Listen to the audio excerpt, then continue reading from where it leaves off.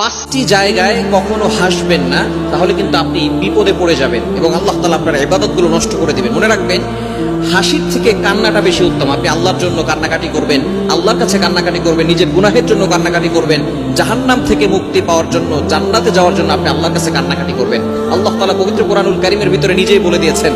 পবিত্র কোরআনুল কারীম খুলেন 10 নম্বর পারার 19 নম্বর পৃষ্ঠার 6 নম্বর লাইন, সূরা তাওবায়ের 82 নম্বর আয়াতে প্রথম অংশে আল্লাহ তাআলা বলছেন, ফালইয়াদহাকু কলিলাও ওয়ালইয়াবকু কাসীরা। তোমরা কম হাসো এবং বেশি কাঁদো। আমরা অনেকে দেখা যাচ্ছে হাসি তামাশা এত বেশি করে করি, দেখা যাচ্ছে আস্তে আস্তে আমরা ইবাদতের যে একটা স্বাদ মজা এটা ভুলে যাই। এজন্য 5 জায়গায় হাসা যাবে না। নাম্বার 1, এক নাম্বার হচ্ছে নামাজে দাঁড়িয়ে আপনি কখনো হাসবেন না। নামাজে যখন আপনি দাঁড়ান তখন আপনি আল্লাহর সামনে দাঁড়িয়ে আছেন। নবীজি সাল্লাল্লাহু আলাইহি সাল্লাম জানিয়ে দিয়েছেন, আস-সালাতু মি'রাজুল মুমিন, নামাজ হচ্ছে মুমিনদের জন্য মেরাজ।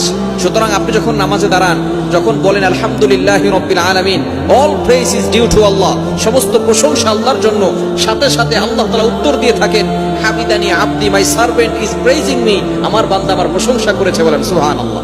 কেন ইমাজিদের আপনি কল্পনা করতে পারছেন? আপনার প্রতিটি কথার উত্তরে আল্লাহ পাক রব্বুল আলামিন জবাব দেন, উত্তর দিয়ে থাকেন। এজন্য আপনি আল্লাহর সামনে দাঁড়িয়ে কখনো নামাজে দাঁড়িয়ে হাসবেন না। বিশেষ করে ইয়াং পিপল যারা আছে, নামাজের রোকনগুলো জানে না, নামাজের ফরজ ওয়াজিবগুলো জানে না, নামাজের ভিতরে হাসি তামাশা করে, খবরদার এটা কখনো করবেন না। এক নাম্বার হচ্ছে নামাজে দাঁড়িয়ে কখনো হাসবেন না। নাম্বার 2, দ্বিতীয় নাম্বার হচ্ছে ইবাদত নিয়ে কখনো হাসি ঠাট্টা করবেন না। অনেকে আছে একটা সময় অনেক গুনাহের কাজ করেছে, এখন সে দাড়ি রেখেছে। এই দাড়ি রাখাটা আল্লাহ তাআলার অন্যতম একটি ইবাদত, নবী সাল্লাল্লাহু আলাইহি ওয়াসাল্লামের সুন্নাত এবং সমস্ত নবীদের সুন্নাত। সুতরাং এই দাড়ি রেখে অনেকে হাসি ঠাট্টা করে যে এখন হুজুর হয়ে গেছে, হুজুরনি হয়ে গেছে। যখন কোনো মেয়ে আগে পর্দা করতো না, এখন বোরকা পরে, তখন তাকে এই বোরকা দিয়ে টিটকারি করে। এরকম কিছু মুসলমান সমাজে আছে না নাই?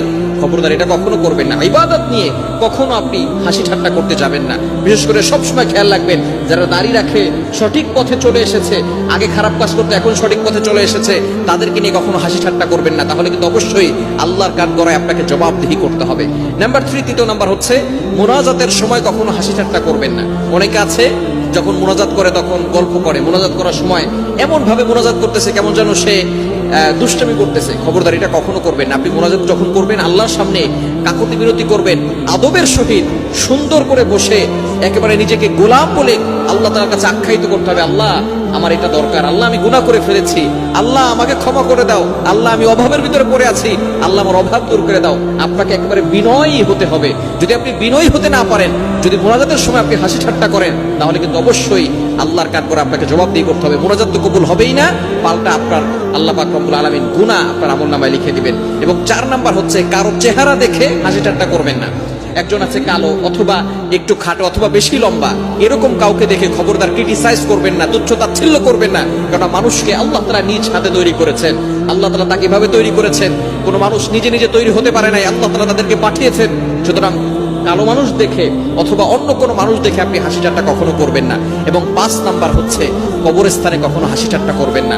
কবরস্থান যেখানে গেলে মানুষের হৃদয়টা শীতল হয়ে যায়, কবরস্থান যেখানে হাজার হাজার মানুষ দুনিয়া থেকে বিদায় নিয়েছে, একটা সময় তাদের টাকা ছিল, সম্পদ ছিল, বাড়ি ছিল, সবকিছু তাদের ছিল, তাদেরকে এই কবরে শুয়ে রাখা হয়েছে। কবরের সামনে গিয়ে অনেকে হাসাহাসি করে। খবরদার, এই 5টি জায়গা কখনো হাসবেন না, তাহলে কিন্তু আল্লাহ তাআলা আপনার আমলনামায় গুনাহ লিখে দিবেন এবং অবশ্যই আল্লাহর কাঠ করে আপনাকে জবাবদিহি করতে হবে। এই 5টি জায়গায় আমরা হাসি ঠাট্টা করবো না, হাসি থেকে আমরা দূরে সরে আসবো। আল্লাহ তাআলা আমাদের সকলকে বোঝার তৌফিক দান করেন।